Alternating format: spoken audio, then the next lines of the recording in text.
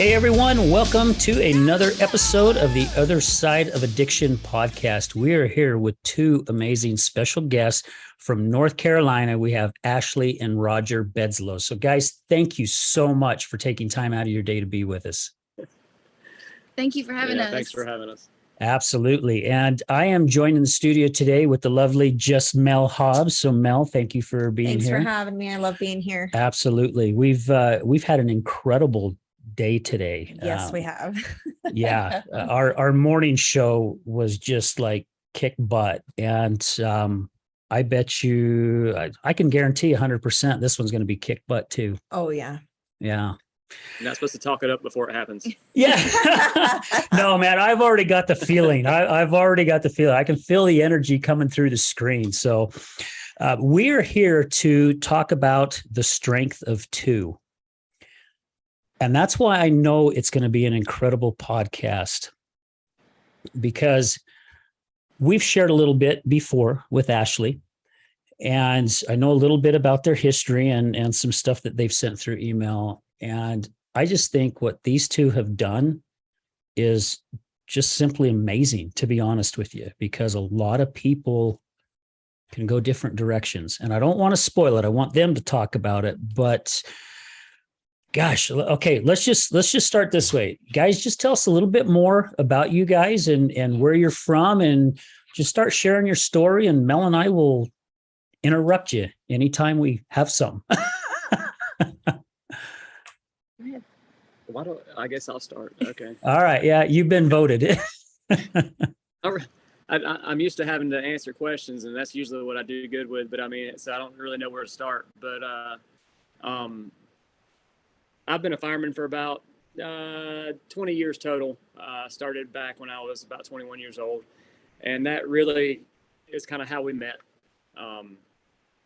Her father was my captain when I was about, 3 or 4 years in at our city department around here. And we met through him, which kind of seemed like an accident. He kind of seemed like he didn't like it, and kind of like on purpose, because he kind of seemed like he wanted us together, in my opinion. But anyways, that's really how we met. Going back further, I guess, I've grown up here in North Carolina in Fayetteville my entire life, all 40 years. Had a great childhood. Grew up in a Christian household. Pretty strict, but not like something crazy to where you just go out and rebel against everything. Yeah. But never really had any real bad experiences growing up or anything like that. I was a little sheltered, not crazy, but a little bit. Never had an issue. I mean, as a kid, I went out and partied. I had my few parties. I had a few times I got caught and got in trouble. I mean, a few times I might have smoked marijuana or something like that. Yeah, because I mean that was just our thing growing up around here. Yeah. There was never anything harder than that. And in fact, we always looked at the kids that tried something harder than that as outcasts. Like, I can't believe they actually tried that, So it's not like I was really brought up around anything hard as far as drugs, and really had a hard childhood to push me towards drugs or anything like that. Man, I don't really know where to go from here, because I usually have a starting spot. Yeah. But yeah, like I said, when I was 21, I joined the fire department, fell in love with that. It became an amazing career. Got a little bit deeper into it. It's when I had met my captain, her father, that introduced us, and we hit it off pretty quick, whether he'd like to admit it at the time or not. I don't know. Things snowballed from there, because it all really kind of went quick, because we clicked so well. Everything, it was like no other relationship before. Wow. Like I had just come out of technically really kind of a bad relationship, and wasn't looking for anything, and we hung out a little bit, and I guess lied about it. Yeah. Lied about hanging out, and hit it pretty well, and but I've told people before, when you're not looking for something, that's when it's going to happen. Yeah. And it truly did, because I felt like I knew it then, but I was looking at my soulmate, by all means. The connection we had was just unreal. But to kind of jump forward, we got married pretty quick. We're engaged in a year and married, 3 months after we got engaged? October, November, December, 3-4 months after we got engaged. And that was another her dad thing. He talked us into having a smaller wedding, and that ended up being a blessing because it was something that was, I don't know, in my opinion, it was more powerful. It had more meaning to it.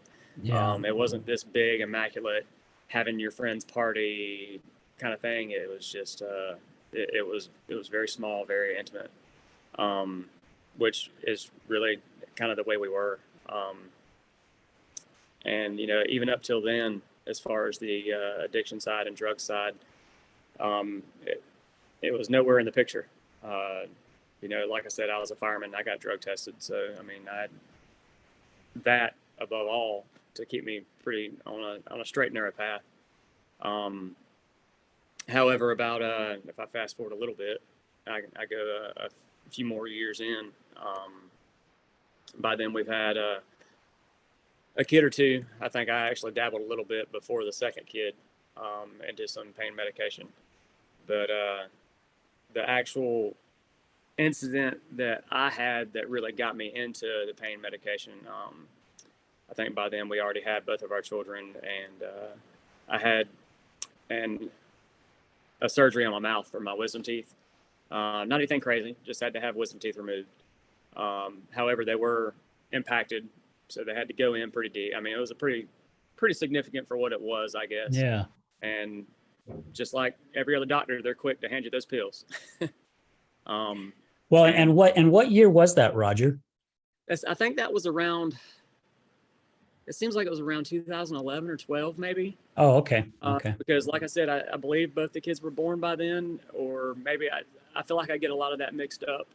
We got married in 2009, right. And our firstborn was born in 2010, and then our second son was born in 2011. Okay. So it wasn't long after that one, when the problem actually started kind of happening, because I realized during the operation or the recovery period that this medication really made me feel like Superman. Like, it was unreal. Like, I wasn't hurting. I probably really and truthfully wasn't hurting enough to even really need it if I would have just taken the simple ibuprofen. But they gave it to me, so I took it. And when I took it, I was unstoppable. I could move around the house. I was a great dad. I did whatever I wanted to all day long. I didn't hurt. I could work all day. I didn't get tired. And which is kind of funny. Here recently, I've been trying to explain to guys at work exactly the difference in people and what might cause a problem when they get the prescription. Is you've got the people that get the prescription, take it, and get sick, or take it and fall asleep, or it just doesn't do that for them. But then you've got people. It gives me migraines, is what happens every time. Yeah, and it's different for everybody, but for the people that take it and feel like Superman, it's hard to stop, because it really feels like the fix all. It fixed everything. Like, it's kind of like those people who get addicted to like the energy drinks, like the Red Bull. I used to work with a guy that he drank like 6 to 7 Red Bulls a day. I'm like, holy crap. And that's because he loved that feeling of just, he could conquer anything he wanted to conquer. There was nothing to stop him. Exactly. And I was, go ahead. No, go ahead, Ashley. I was going to say, I wasn't using when he was. We have similar childhood stories. I'm also an only child. Neither of my parents did drugs or drank alcohol. I partied a little bit when I was in high school, but I never really did. I was never really exposed to drugs or addiction or anything that dealt with that. And we did get married fairly quickly, but like you said, it was something that we wanted to do. We went from pretty big wedding that our moms had put together for us with a 300 or 400 plus guest list, to my daddy convincing us to do something small. And I think I had mentioned before, you know, we had our family with us, around us at the altar. Yeah. We got married, and it was just close family. So that was really special for both of us. I think that trumped any kind of huge, elaborate wedding that our moms had planned for us. But when he started taking the medication in the beginning, I noticed a difference in the way he acted. Just his actions and the way he was with the kids and with me. He was a firefighter, obviously, at the time, and with his shift, it was 24 hours on, 24 hours off, and then he would be off for 4 days in a row. And I noticed a difference with when he started taking the medication, that, like he said, things just seemed to be better. Things just seemed to go smooth. He just seemed in a better mood. He had more patience. He slept better. It was almost like it was a different person. It was like it was a better version of him.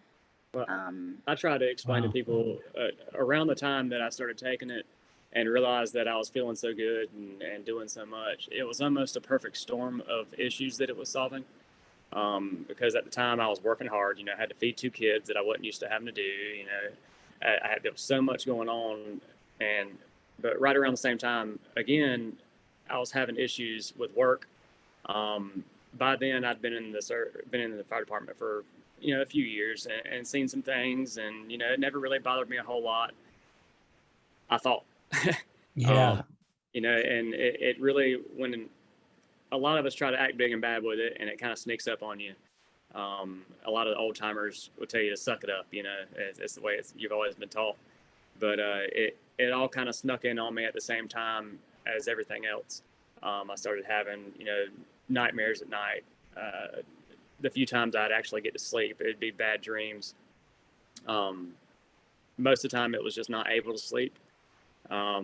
It just, you know, from bad experiences, bad calls, things like that, things that just, you know, had my head a little messed up.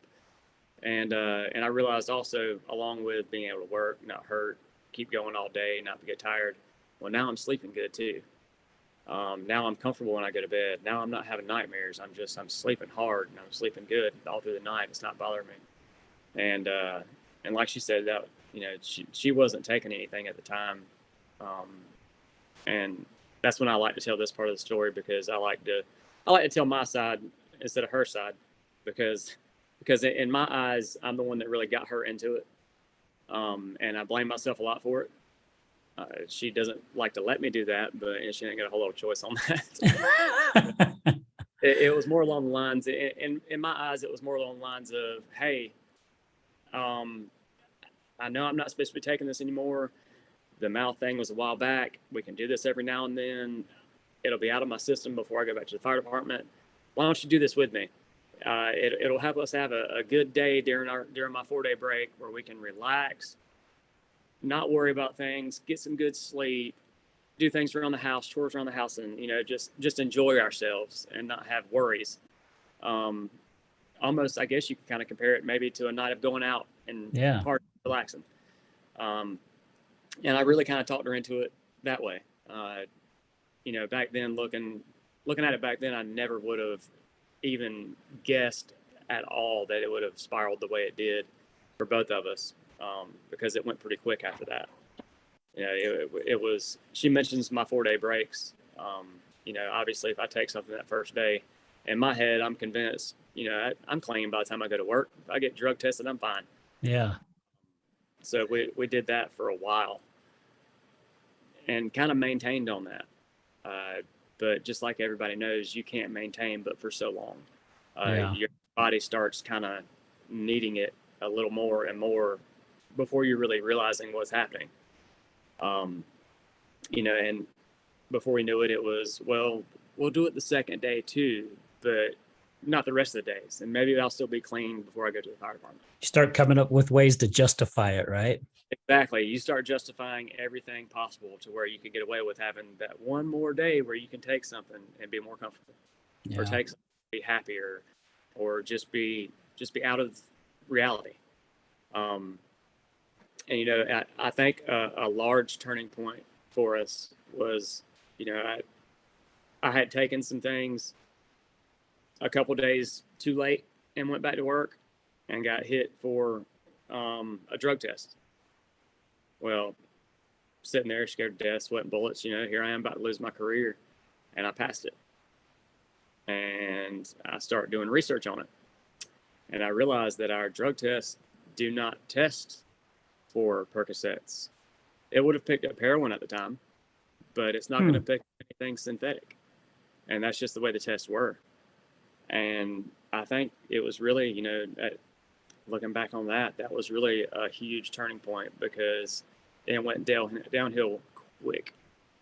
I tried to maintain a lot, not doing things at work, but it progressed enough to where, you know, I couldn't go 24 hours without it. And by then, you know, she had gotten to the same kind of progression as whenever we did something, we did together. You know, it was always together. So if we were getting to a point of our bodies needing it, our bodies needed it at the same time. Wow. So by the time I was going to work and not feeling good, I knew that she wasn't feeling good either. And then it was kind of easing into, well, you know, maybe I can sneak around and do it a little bit at work. And it's hard to keep up with a timeline on that. It really is. Yeah, I mean, going back to what he said, I have to go back to that, because he didn't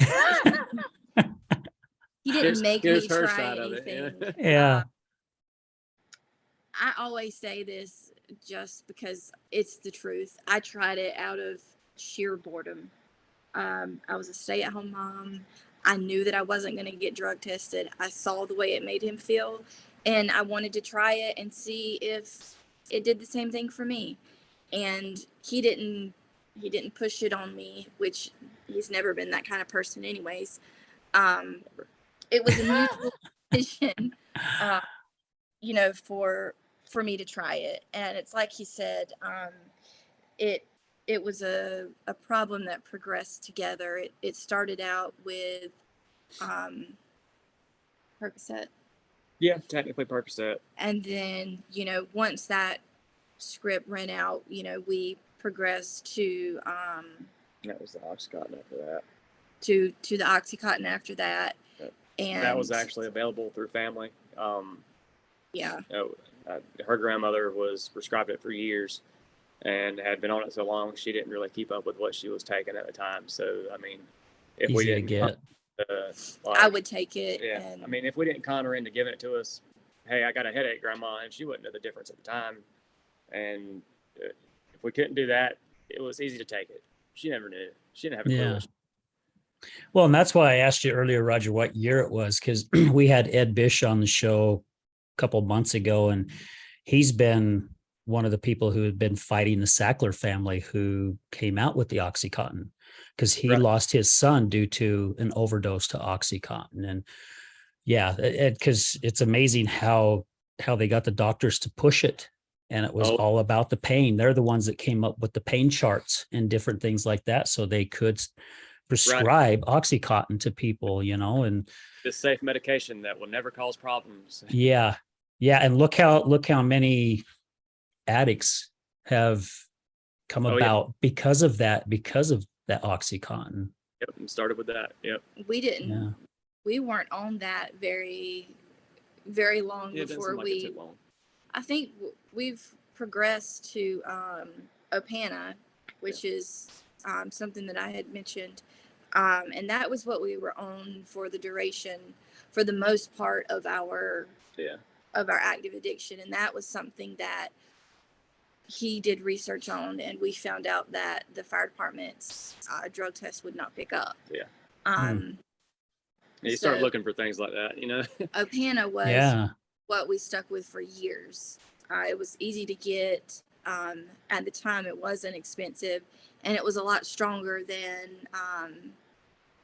Oxycontin. Oxycontin, and Percocet, or it was so strong to a point to where you could take possibly, I guess, one pill and both of us last a couple days even, because it was just that strong for us. And you know, obviously, like everything else, it's not going to stay that way. We progressed up to having to have our own. Yeah, having to have our own pill per day, and then as far as having to have a couple of them for each of us per day, and you know, by then it's getting expensive. Which, you know, I really think the money thing turns people to heroin a lot faster than anything, because you know, when you're taking pills, you always say, "Well, I'm not going to go to heroin. There ain't no way I'd ever do heroin. Well, I'm not going to do a needle. There ain't no way I'd ever use a needle." But if you don't stop it, it always goes that far. You know, we got to a point where with the Opana, like I said, it was a couple of them per day for each of us. And at that time around here, they were upwards of $80 to $90, $100 a pill. Oh, geez. Oh, it got bad. It was expensive. But they were getting hard to find, and people knew that you needed them, and you know, can't trust a drug dealer. Who can you trust? You know? Yeah. But you know, it got to a point pretty quick right then at the end with the Opana to where we couldn't afford to stick with that, and we were kind of dabbling a little bit with the heroin. When up until this point, from his surgery up until for the, I guess, 5 or 6 years we were on Opana. Like our family was completely unaware. We maintained very well. Our friends were aware. This was something that was like a coveted secret between the two of us. Yeah. Nobody knew. Yeah, I'm sure right there towards, not the very end, because it was very obvious towards the very end, but like a couple years or a year towards the end of the entire addiction, I'm sure they probably thought something was up, but you know, nobody could really prove anything. Nobody had a clue. I'd gone through drug tests plenty of times by then that the fire department passed all of them, so it wasn't a big deal. But yeah, and of course you can tell I'm a small guy, so I'm skinny anyway, so my weight fluctuates monthly. Like, it's unreal. Like right now it's summertime, I get a little extra skinny in the summertime, and I'll gain weight in the wintertime. Everybody knows that, so nobody thought anything about me being a little extra skinny. And we maintained, you know, that we looked, you know, we would go to family function and be fine. You know, it wasn't we weren't, by this point, it wasn't a getting high to feel good and have a good time. Oh, no. It was getting high to be able to function and be normal. So we would, you know, make sure that we had what we needed if we knew that we were going to be around people, so that they wouldn't see us sick. But again, that was also kind of a curse, because our parents knew nothing about the drug and addiction world. So, you know, they wouldn't have known what to look for if it had, you know, even if it had been right in front of them. They were they were completely lost. They were oblivious. Yeah, even my grandma that, you know, that I took stuff from, and eventually I, you know, started to steal stuff from her. You know, even she was unaware. We were very, looking back, I'm not really sure how, but we were very, very good at hiding our problem. And I don't know if it was because we had each other, and we knew that we had a secret that we had to keep to protect each other, because I was going to do whatever it took to protect, you know, him and his career and his image at all costs, and the same, you know, for him. We were extremely protective over each other. So it was really a curse that we were able to keep that facade up for so long. Yeah. It's kind of crazy, because what you guys are saying, what I've heard so far, it's like certain doors opened to take you to that next realm. Right. And in a way, that realm, for the way life was for you at the time, was a blessing. You know, it was like you didn't doing the research and found out that the drug test didn't test for that stuff. So you're like, well, heck yeah, we can go to a next level. But then also at the same time, that next level is taking you down a road that really you don't realize that you're going to, because like you said, just Ashley, I mean, you guys did that just to maintain, to act normal. I mean, I've had some friends in the past that enjoyed alcohol, and my wife battled the alcoholism, but it's like they couldn't go to dinner or couldn't go anywhere unless they knew they served alcohol. It's like, we cannot go out and have a good time unless this is here where we're going to be. Right. And That what's that? That mindset of if we can't have this, then we're not going. Or if we can't take this before we go, then we don't want to go. Well, you're having to battle that physical and mental sickness by then too. And it's just like any other sickness. If you're not feeling good, you don't want to go out and do something. Yeah. Or you go see the family, or you don't want to go to work. So you're having to maintain not necessarily a high, but more of maintaining what you think is normal, which we talk about a lot, because back then, even talking about it back then when we were going through it, we couldn't remember what normal was. Our normal had become maintaining a drug to not be sick for so long that we had no clue what an actual normal life was supposed to be like. Especially, for him, because, I could lay on the couch for the most part if I felt sick, or I didn't have to get up and go be around people. He had to get up and fight fire and save lives and go to overdoses and do his job. So it was I think it was a much heavier burden than we realized at the time, especially for him, because he had to go out and face the world.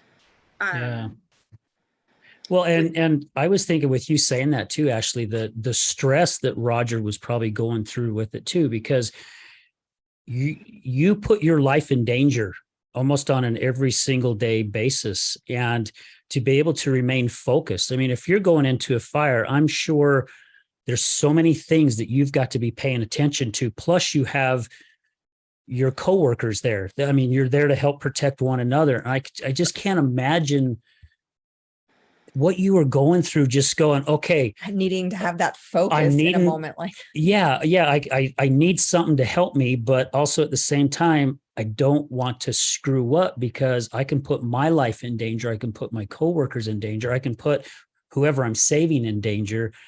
That stress and I'm sure, Ashley, you were probably thinking that same thing while you're, like you said, sitting on a couch, not feeling good. And here's your husband out there, which, thank you very much for doing what you're doing, because we definitely need you guys. I tip my hat off to you guys, because I can't imagine seeing what the stuff that you guys see. I just no way could I imagine it. But yeah, that would be hard to maintain. I mean, really, for me, if I'm looking at it, and I've had my days of drugs too, and waking up the next day and not feeling worth crap, and there's things that I really pride myself on. If I say I'm going to be there, I will be there, whether I'm feeling crappy or not. But then also to stay that focused and maintain to where you're not letting other people know that you're going through this or you're on something. Yeah.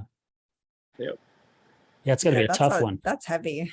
It was definitely, it was stressful. And, I feel a lot of stress thinking about it now. And I guess back then, with as much as I had to worry about and things like that at work, I was more concerned with, making sure we had something to feel normal. But then obviously after that was taken care of, then I had to worry about those stresses.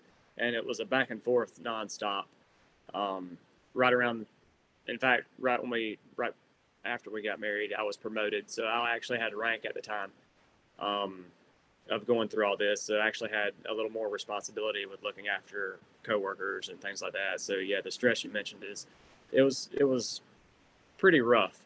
And then not to mention, when you finally get to a point of knowing that there's a problem there, and you're kind of going back and forth. Well, I need to ask for help, but these guys look up to me to a certain extent, and here I am needing help for this, and I'll never be respected again.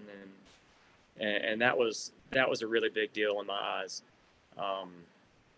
which I guess is really another reason why we went so far down into it, because there was a pride thing there. I couldn't ask for help. Part of me wanted to so bad, and she knows that there was a couple of friends at work that I was tight enough with to where I actually felt like I could come out and say something, but I could never actually go out and say something. Yeah. Like I couldn't actually get to that point. And because of that, we kind of spiraled into the heroin, IV use, and, heroin didn't last long, before we found fentanyl. And that was really, that was the ending drug for us, I guess you could say. Because by then, like I said, I'm still an officer at the department. I'm having my responsibilities there along with other work, and I run a side business too. And I'm having to use fentanyl IV, 4 or sometimes 6 times a day. And I tell guys at work, because some of them actually get a little ballsy and want to know stories. And I try to tell them, like, there's a lot of stuff you don't want to know, but I'll tell you anything. But and a lot of them, it's hard to hear that your lieutenant was going in his bunk room and shooting fentanyl in his arm before going out and driving the truck. And it's just, of course, that all they see as far as drug use are these overdoses we go to, and they wonder how it's even possible, but they don't realize that I was at a stage to where all that was doing was maintaining my life. When I was going in there and shooting up, I wasn't going in there and getting high. Like, I wasn't coming out drowsy and Right. all that. I was going in there and coming back out looking like normal Roger, looking like I was supposed to. And that kept them confused for a long time, because they said for a while they wanted to try and get me in for extra drug tests and things like that. But the days that they thought something was wrong was actually the days that I didn't have anything. And the days that they thought I was doing great was the days that I was as high as I could get, Yeah. Well, because like you said, it was basically maintaining you to where you was the everyday Roger, right?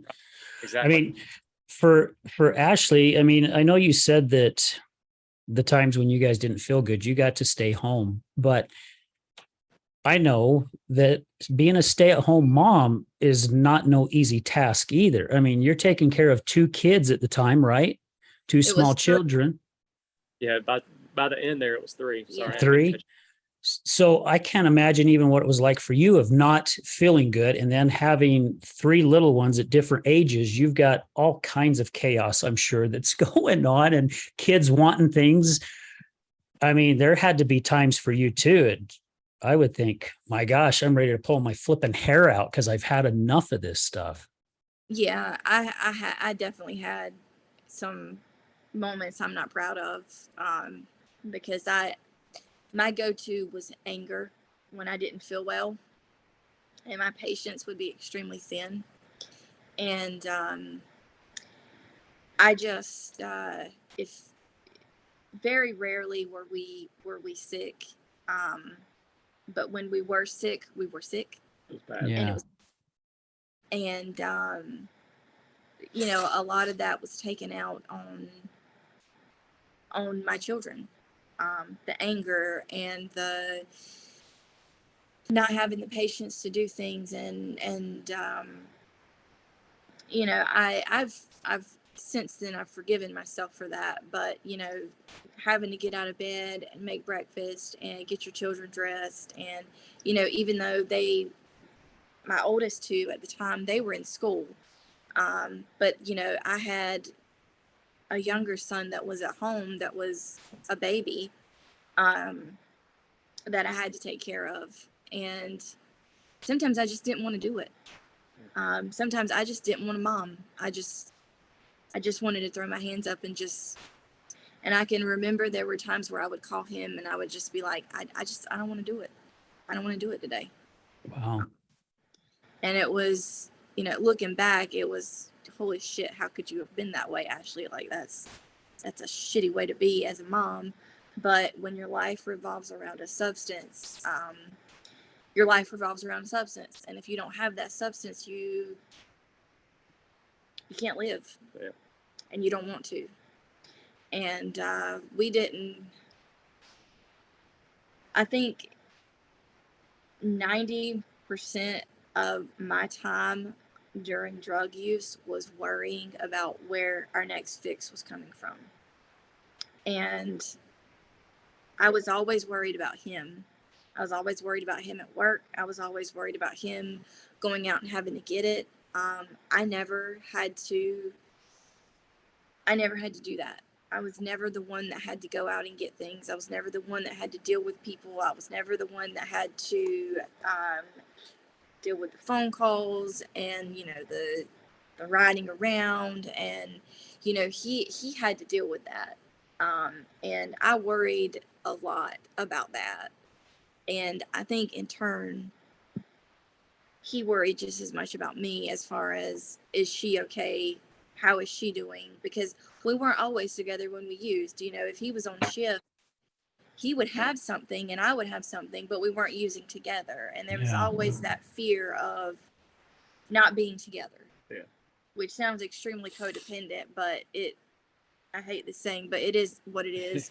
we are extremely codependent on each other, in a much healthier way now. But it was tough using and being apart, but it was especially tough being sick and being apart. I can't imagine. Our codependence is actually like that word was thrown at us a lot in rehab. That's why she hates the word so much. But our codependence has become more of a strength now than anything. But as far as back then, it was a complete weakness. Because, if there was ever a time that one of us even thought about getting clean, if we weren't on the same page at the same exact time, which we are a lot with a lot of things, but, even if we agreed, hey, we got to try this, we got to try and do better, we got to try and stop. The second I felt sick, she wanted to get something. Or the second she felt sick, I wanted to get something, because I knew I felt sick and maybe I could get through it. But I can't do that to her. I know she's sick. I know she feels the way I do, but I'm seeing it from the outside, and I'm already crazy protective of her, and it just pushed me right back into, well, I'm protective, I should want us to stop, straight to the I'm protective, I don't want her to feel sick. Yeah, it's amazing what we will do to help one another, even though it's the wrong way. And the reason why I'm saying that is, so as I mentioned earlier in the podcast, so my wife battled alcoholism and it was getting bad. And I remember a time when she says, well, is that okay if I just smoke pot? And I'm like, well, hell yeah, I'd rather have you do that than drink, because I don't like who you are when you drink. Right. Then it got to where, well, that wasn't quite working. So it was going back to the drinking. And I know people who could get drugs, nothing like the hard stuff like heroin, but about the hardest is Coke. And I remember at one time, it's like, you know what? Would you be willing to try this? And I'm the one that's pushing it on her. Here's my wife, an addict, an alcoholic, right. And I'm going, here, let's try Coke, because no way Coke's going to make you act the way that you act when you're drunk, because I cannot handle the way that you are. And that's how my mind was thinking. And it's like, okay, this is going to be better, when still it didn't stop her drinking. It just allowed her to drink even more, but I wasn't looking at it that way. I'm going to help my wife, because I'm going to be the knight in shining armor. I'm going to protect her. I'm going to help her get away from this addiction. But yet I'm also throwing something else that she could have ended up being addicted to. Something else that'll kill her. Something else that'll kill her. Yeah. It's crazy. Oh yeah. So let's take this time right now to stop for a quick commercial break. But then when we come back, if you guys want to share more into where the addiction took you, but I also know there's some feel good stuff that's coming up. So we'll let you guys choose on which way that you want to go. So guys, stay with us. You're definitely going to want to hear the rest of this story. That's for sure. Have you ever been in a car accident? Do you know what to do after being in a car accident? Are the insurance companies going to take care of you? Hi, I'm attorney Rick Heaton with the Law Office of Bobby Udall. I will help you through the process and answer all of these questions. I give every single client my cell phone so they can talk to me whenever they need. Let me deal with the insurance company so you can focus on getting better from your injuries. Call me at 385-330-0226. Again, my cell phone number, 385-330-0226. Don't call the insurance company first. Call attorney Rick Heaton at 385-330-0226.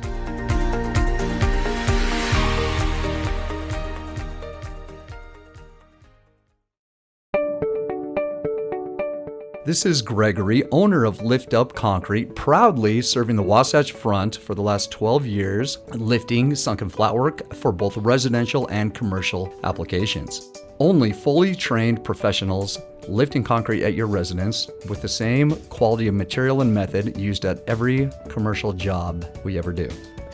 Don't replace it, lift it. liftupconcrete.net, 801-792-4535. Contact us at liftupconcrete.net, or if you're looking for a complimentary quote, 801-792-4535. Again, 801-792-4535. Again, this is Gregory, Lift Up Concrete Lifting.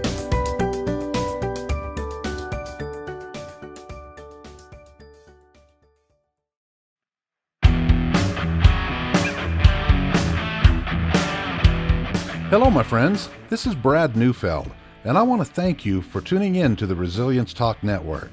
You can listen to my show, Resilience, every morning, Monday through Friday at 8 a.m. Mountain Standard Time. On my show, we will be discussing what it takes for you to overcome the day-to-day challenges that all of us face in life, as well as some of the devastating ones that may lead us to feelings of hopelessness and despair. It's my goal to provide you with the tools and skills that you need to overcome anything that is thrown your way. To find out more about my show, visit our website at www.resiliencetalk.com. That's www.resiliencetalk.com. And as always, until we meet again, go for everything that you want in life and make it happen.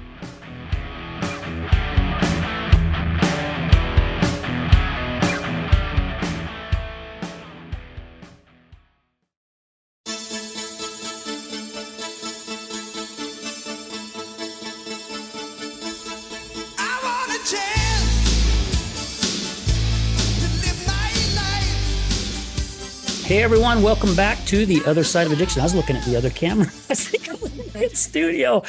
And we are here with our special guest today, Ashley and Roger Bedslow. So guys, again, thank you so much for taking time out of your day and being with us. And did I slaughter your last name? It's Bedslow, right? I see Roger over there laughing. I'm thinking I just slaughtered the last name. It's Bedsoul. Bedsoul. Okay. I'm saying Bedslow, ain't I? Yeah. It literally gets slaughtered everywhere I go. So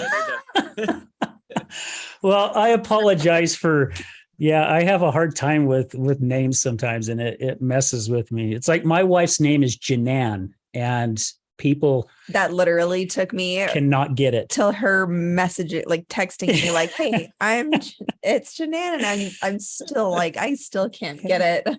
I think Janan and I was together at least 5 or 6 years before my mom finally got her name right. oh, I don't doubt it. Yeah. My Yeah. grandma Robert for the longest time. So, and Mel, thank you again for being course, here. of course. Greatly appreciate it. So guys, I mean, the first half of the show, you guys are sharing kind of where things went and how we were talking about certain doors open that took you down other paths that in a way was a blessing, but also in a way that was a curse.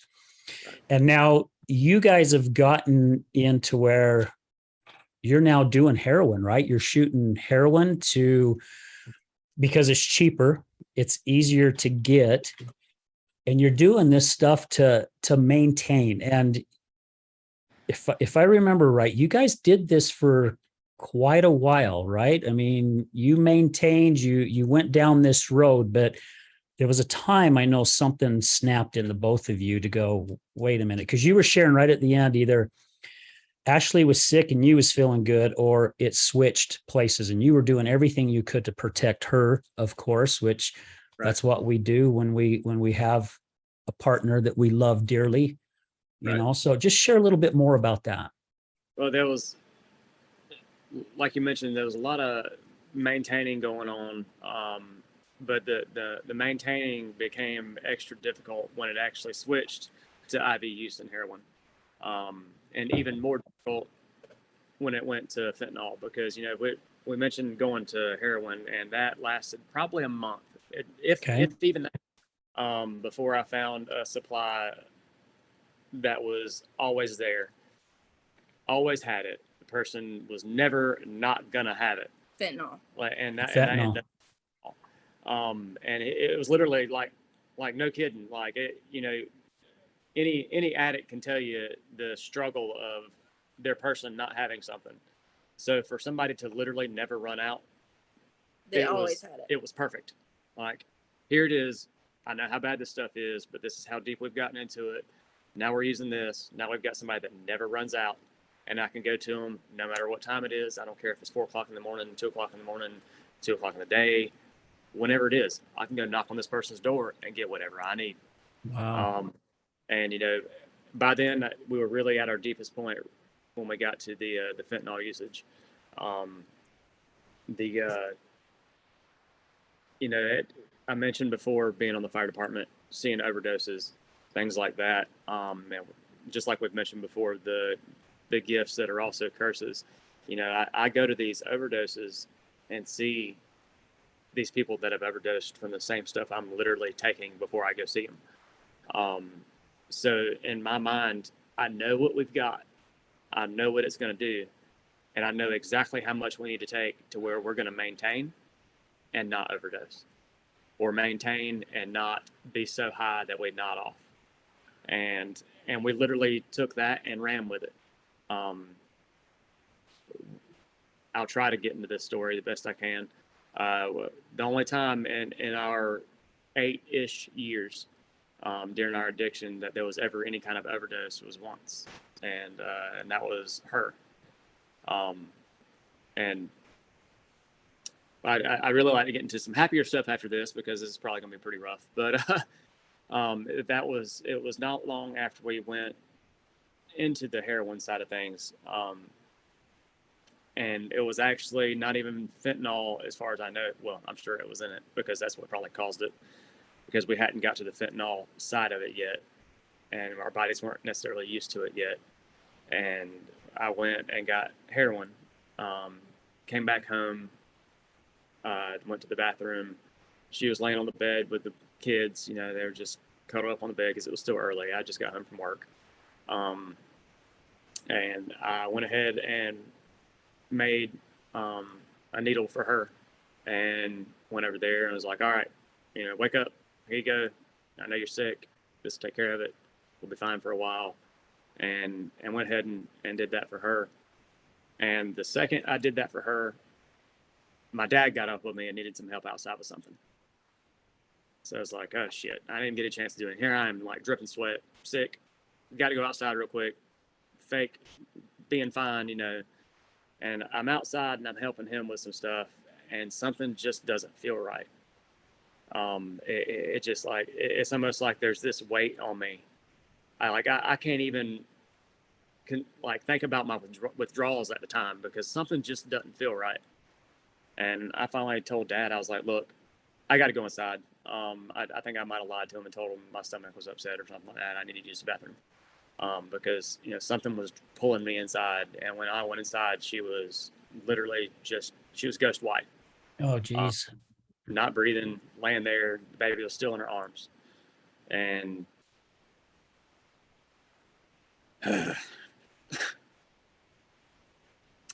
I'm not good at telling stories because I'm a crier anyway. That's all right. I cry on this show all the time. So, but I think what hurts me the most from that situation is that I didn't stop.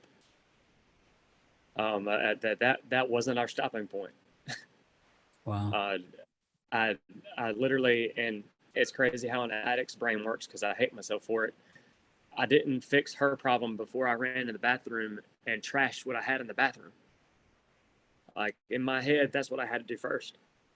And I ran to her, and me, I've got a little bit of a medical background. Like I said, I run calls all the time for overdoses. I knew what I had to do, and I knew what I had to do to where I didn't have to call 911. So I was going to try everything I could. And I literally, I leaned over and I started breathing for her. And it felt like hours. Sorry, you can hear my kids yelling in the background. No worries. No worries.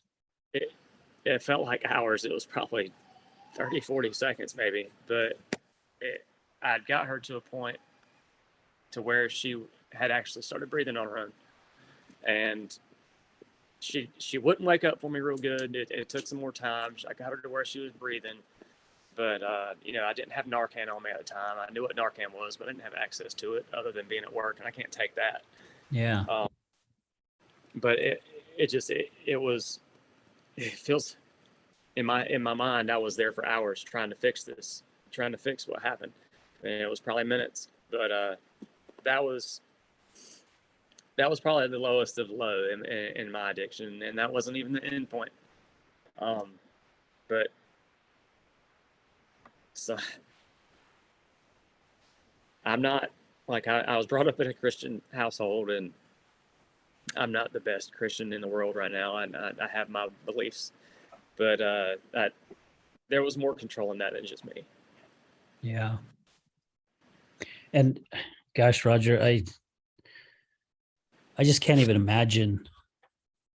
I mean, in a way I can, but also in a way I cannot, if that makes sense. Because I remember the last time I dropped my wife off to detox, the last time that she drank, and she was so bad. And I was so pissed off at her. I was so angry.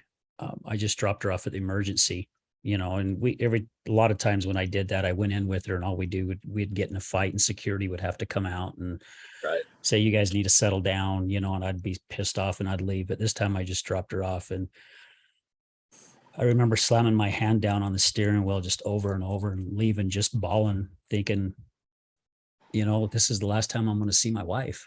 That's how drunk she was, and how hard that was for me, going, I'm not going to see her again until I see her at the morgue, Yeah. So I just can't imagine walking in, especially with Ashley holding the baby, just, to see that picture. I mean, I'll never ever forget that scene. Like I can literally just see it. I bet. Forget it. It like I said, it was the worst part in my personal addiction, and the worst part of that is the fact that we literally kept using for months after that. And I joke about how I'm mad at myself for getting her into using, and she jokes about, oh, you didn't do it, this and that. But that right there, it just, that hits so hard that I'll literally hate myself for that, for probably forever. But jeez. So Ashley, I mean, I don't know what people go through when they overdose. You see stuff on TV and things like that, but when you came out of it, did you realize that you had even gotten to that state? No. I remember him coming to the side of the bed and like waking me up because I was sick as shit. And I remember him saying, "Here, I'm gonna do this for you." So he gave me the heroin, and I fell asleep. And I remember waking up, and the look on his face was so scary that I almost didn't recognize him. I couldn't understand why he looked so scared. Wow. I thought something was wrong with him or the baby, or I thought something bad had happened. I had no clue that he had like been, you know, trying to shake me awake or messing with my face or breathing for me, like nothing. I just felt sleepy, and I couldn't even wrap my head around what he was trying to explain to me had just happened, because I was so out of it. And like he said, within an hour, I was ready for something else. I didn't sit like it, I didn't sit there. Looking back, I thought I would have sat there and been like, "Holy shit, I just almost died." Or Yeah. I did, like I died, like I overdosed. I actually overdosed. Something I never thought would happen to me. My husband literally had to breathe for me to get me, you know, back to where I wouldn't die. And I thought that I would sit there and contemplate that and care, but I didn't. I got up. He made me walk around so that I wouldn't go back to sleep. And I remember about an hour later looking at him and saying, "Can you go get us something else?" Yeah, I can remember looking at her sitting in the rocking chair holding our youngest boy at the time. And even then, she was still having a hard time kind of keeping her head up. She was nodding off then, but she was awake enough to where she wasn't going to fall asleep and not breathe. And she was literally going, "Or are you going to go to such house to get this?" And I kept looking at her like, "Are you serious? Like, you got to be kidding." Like, "Yes, I am. I'm still sick. I've got to go get something, but you're not going to have anything. Like, I'm not going to let you have anything."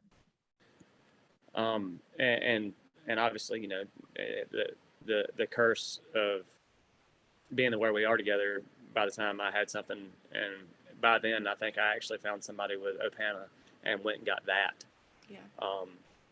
And came back with it, got something in my system, because then we were snorting Opana but shooting heroin.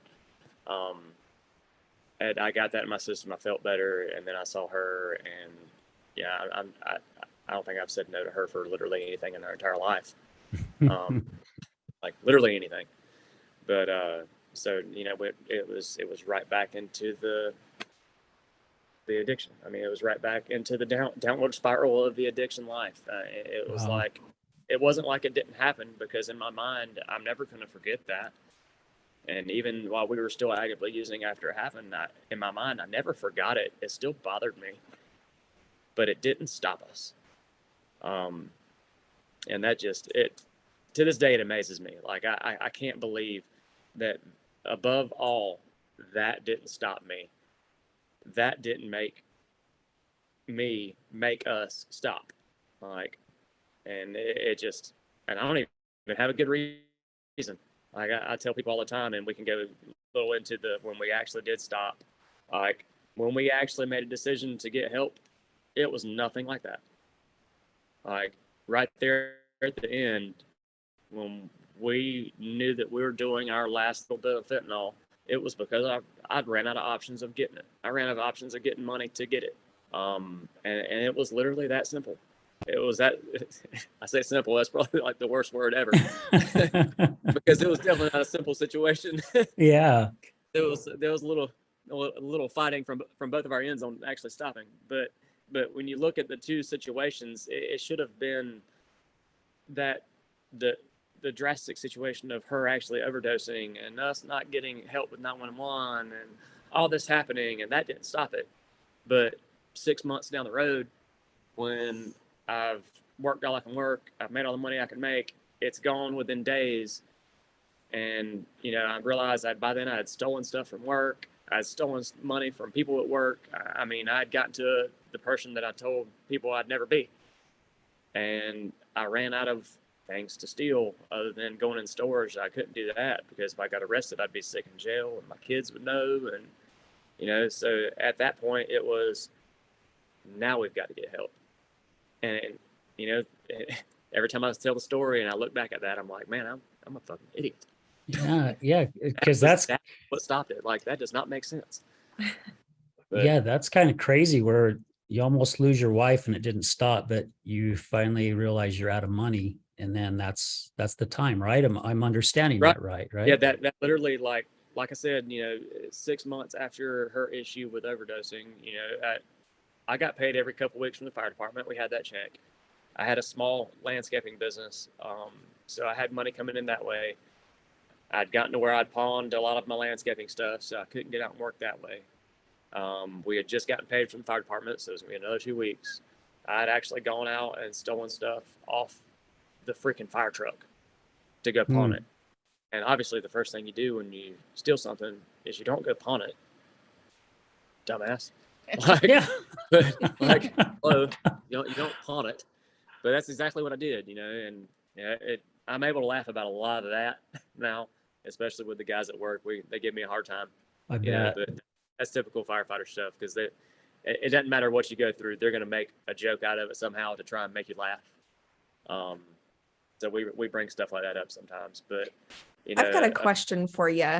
Yeah, Being in the fire department, how did you keep that under wraps? I mean, I just would assume, I understand Fayetteville's a big city, and not everybody can know all the fire department people, but I just would assume at certain places, like, people would recognize you and they'd be like, they'd put some things together. How did that not happen? It's actually, I don't really know how to explain that, because I saw people on calls that I knew. But at the same time, when I was going to our dealers, they knew I was a fireman. They knew I was a firefighter. Like, sometimes I'd still be in uniform. They knew I was not a cop, which was a big deal. And in fact, around here, it's a rolling joke that everybody around here hates cops. They love firemen.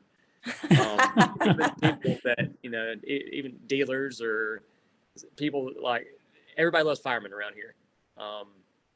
But there were times where I was on calls and it was like, oh shit, this person knows me.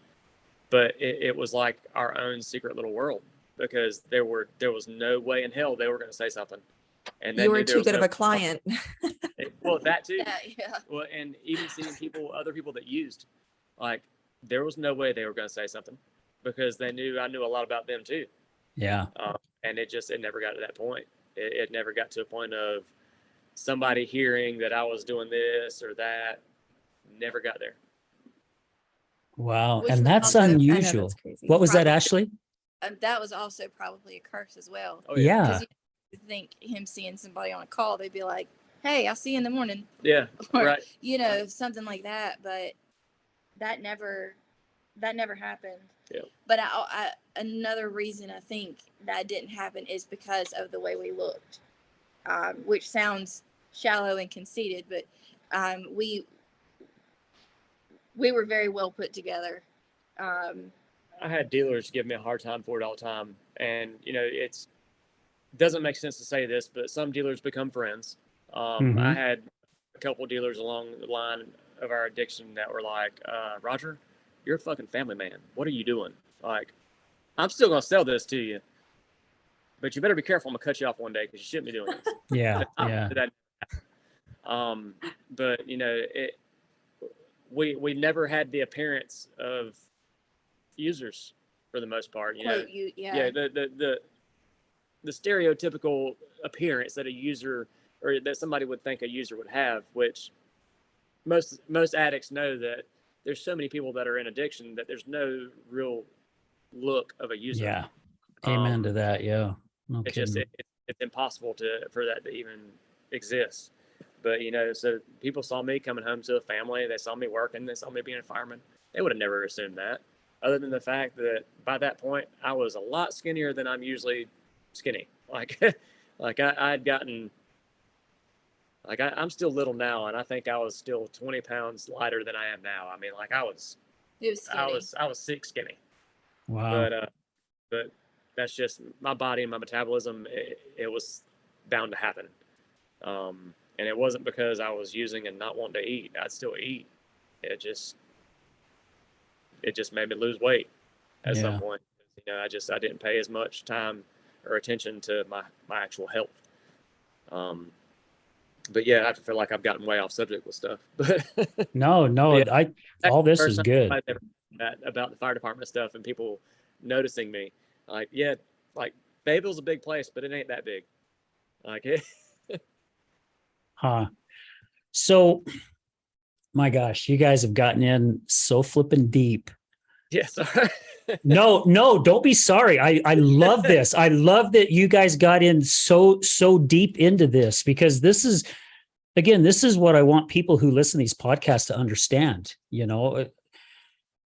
Again, you guys, I mentioned earlier, you come from great families, but life just took you down this road. And here you are a guy that gives back to the community, and you're saving others. And in all reality, you're not saving yourself. You're not saving your wife, other than the time that she, overdosed. But there comes a time, and I know a little bit of the story because of when Ashley shared, but there comes a time when both of you guys, I think, right, where you just say, you know what? Enough of this. We've got to change. And what I really love about this is that when you guys decided to go that route, you said you were going to do it together. And you have gone through, and I think Ashley said one time before, if I remember right, you got into it together, you were going to get out of it together. Yep. And I got goosebumps I all actually did over too. me. And it's because that doesn't happen to very many people. Right.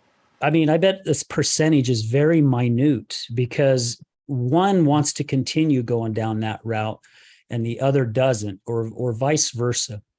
Or they're only doing it for the other person. Yeah. Right. So the love that you guys have for one another, and I don't think I'm wrong here, but I believe that's what kept you guys here. I believe it's you guys love each other enough, and you care about each another enough that you're going, just like Ashley said, we got in it together. By God, we're going to fricking do this together.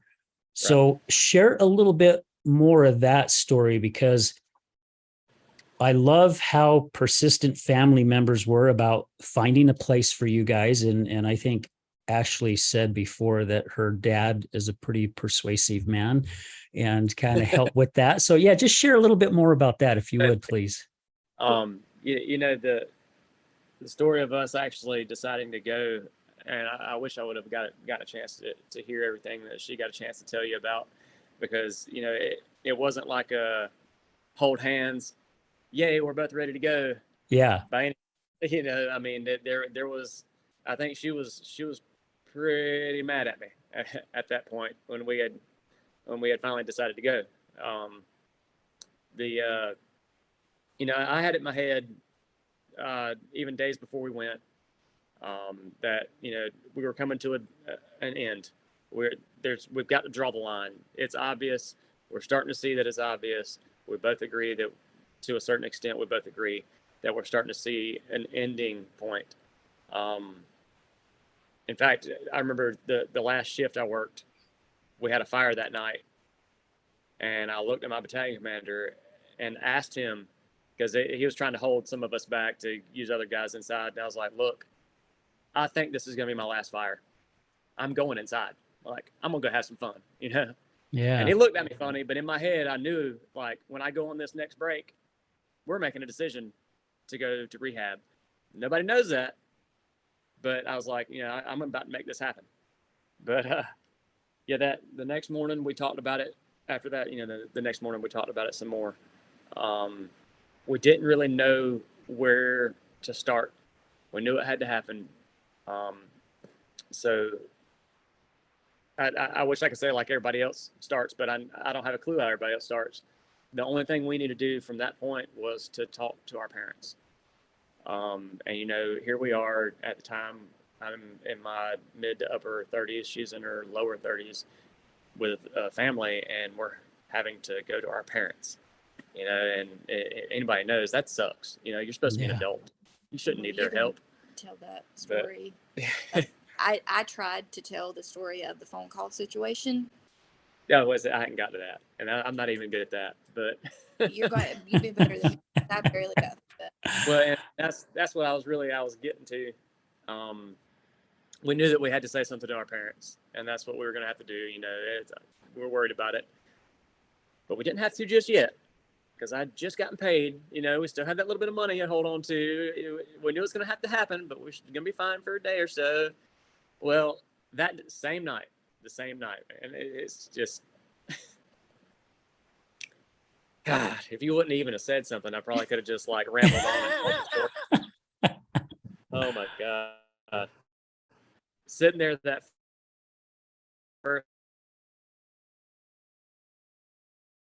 night before they break, money that quick. Like, I was trying to figure out what I had to call the next day to get us by until we actually left to go somewhere. Once we figured something out. Because we still, then at that point, we hadn't actually talked to our parents yet. We just knew that's the only route we could go. We didn't know where we were going to go. And I'm laying in bed. And I have to go back a little bit, because at that point we were living with my parents. There's the story's so long I could keep you here all day. But stuff happened back a little further to where we were living with my parents at that point. My phone started ringing, and it was her dad. And I mean, obviously I'm laying there. I don't want to talk to him. Like, the hell with that. Yeah. And just to give you an idea, me and him, he wasn't my father-in-law. He was my best friend. I didn't meet her because he was some random guy. I met her because he was one of my best friends.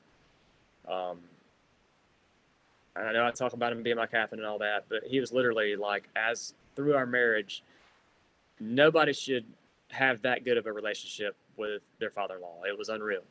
No, they were against me all the time.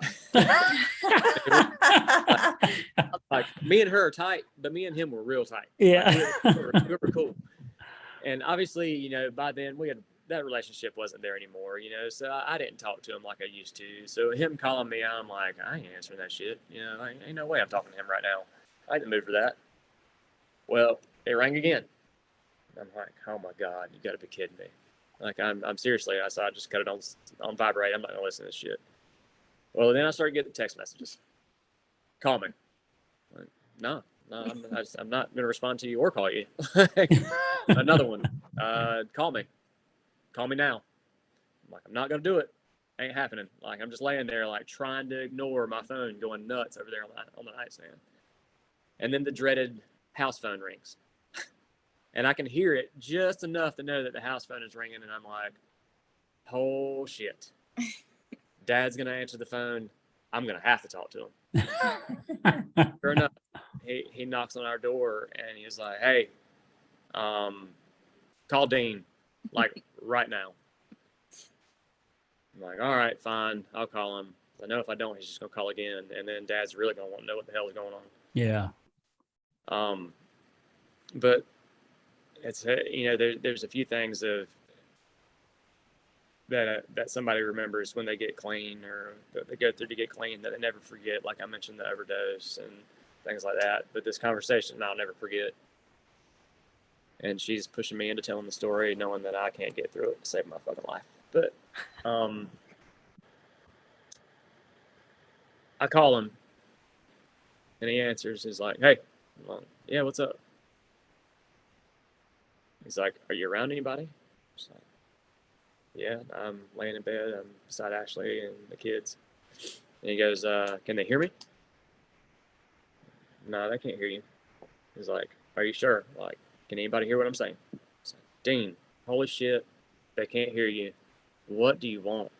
He goes, I want you to listen to me. He goes, I'm going to ask you something, and I want you to know that no matter what you tell me, I love you. And he goes, and if you answer with a yes, we'll roll with it from there. And if you answer with a no, I'll leave you alone for the rest of your life. And I was just in my head, I'm going, holy shit. Like, he's seriously about to do this. He's seriously about to ask us what's going on. Yeah. But he didn't ask us what was going on at all. All he said was, "Do you need help?" He didn't ask with what. He didn't ask what we've been doing. He didn't ask if I had done anything wrong. He just asked if we need help. And I just sat there. And I hadn't answered him yet. And he goes, "Don't piss on my boots and tell me it's raining." And he always had some weird ass things like that that made me laugh. But so I sat there and I was like, quiet enough to where she couldn't really hear me a whole lot, because I knew she was going to be like, "What the hell are y'all talking about?" And I was like, "Yes." And I told him yes. And he said, "All right, I'm going to call you back in the morning. We're going to find you somewhere to go." Now, he had still not asked me what was the problem was or anything. So I had no clue what he knew or needed to know or nothing. But he told me, he said, "I'm going to call you back in the morning. We're going to figure this out." Now, does my girl need help? And that might have been harder to answer. But Yeah. it's like, yeah, she does. It's like, all right. Sounds like we're going to figure that out too. I'll talk to you in the morning. And he never, like, his voice never cracked. He never stuttered. He never skipped a beat. But that was the person he was. He could have bawled his eyes out when he got off the phone, but Probably did. I wasn't going to know it. But if I could have half the strength that man had, I'd be doing good. But I believe you guys are, just to throw that out there. Yeah. I appreciate that. But he wasn't lying. He called me the next day and told me that he had found a treatment center in Wilmington. And in my head, I'm going, "Holy shit, how do you even know I need a treatment center? Like, who are you talking to?" Yeah. But, looking back and finding out, he had been talking to my guys at the department. He had been talking to literally everybody that I didn't know he was talking to that thought something was wrong. And I told him, and that was when things got a little tricky at that point, because he was like, "Look, I've got some things I got to do. But when I get them done, I'm going to come get you. I'm going to pick you up and take you to Wilmington." And it was like, whoa. You're what? Like, hold on now. You're going to move too fast for me. This is way too fast. He was like, "You told me you need help, right?" I was like, "Yeah." "All right. Well, I know this place. I know it's good. I'm going to pick you up. We're going to go there." It was like, hold up, Dean. Like, what about her? "Well, I'll handle that after you." And he was like, No. "Dean, you know that's better than that. Like, I'm not going anywhere without her." And I could hear him thinking, if that even makes sense, because if you knew him, you knew exactly what I was talking about, because you could hear his voice, like, or the way he would breathe, to where it lets you know that he was aggravated as shit with you, but he's trying to figure this out. And he's like, "All right." And I think he even smacked like that, like, "All right, give me a minute. Let's figure this out." And he got off the phone, and I have no clue. Like, that's just the man he was. He was going to make shit happen. And by then we still had to talk to my parents. We ended up sitting down with them not long after that, talking to them. And they're just like her parents. They're oblivious to it completely. Other than knowing something's wrong, something doesn't seem right, they don't have a clue. And they know nothing about addiction. So we're trying to tell them that we got a problem and we need help. And my dad's over there wanting to know, "Well, are you using a needle?" Like he's just, they're lost. Yeah. And I'm trying to convince them, that's not important right now. Yeah, I am, but let's talk about what's important. I need some help. I need you to help us get somewhere. We go through that whole spiel with my parents, and we start looking for places. We immediately called Wilmington, since her dad had mentioned that. And they initially told us, like, "Yeah, Dad, I'm sorry you need help. I want to help you, but we don't take couples." Like that's not what we do. That's against our rules. We don't take couples, and we ran into that a lot, a whole I lot. bet. But we didn't run into it for long, because after running into it about 3, 4, 5 times, I guess, when we called different places, I talked to Dean again, and I was like, man, they're not going to take us anywhere because they don't take couples. And he was like, yeah, they do. like They just don't know it yet, right? I'm trying to tell you, man, like, they don't take couples. Like, they don't care who you are. They're not going to listen to you. They don't take couples. Well, they apparently cared who he was because they ended up taking us because he doesn't take no for an answer. Well, I don't know what he said, called them. Yeah, I don't have a clue. Whatever he said to them changed their mind. Yeah. Wow. He's convincing. And when I mean convincing to a point, if you know a whole lot about rehab, you know you can't get a whole lot of stuff sent to you. Like, I had bags of candy getting sent to me from him. Like, you're not supposed to get that kind of stuff. Yeah. But for some reason, and every time one of our counselors would bring stuff to us, they'd be like, I don't know how you got this, or how you but I'm supposed to give it to you, or I'm gonna be in a lot of trouble. Like, he was sending cigarettes and just like, Oh, geez. We don't know what went on during that conversation between him and the intake person at Wilmington, but we do know that he believed in the fact that we needed to be together to get better, and he wasn't going to not let that happen. Yeah.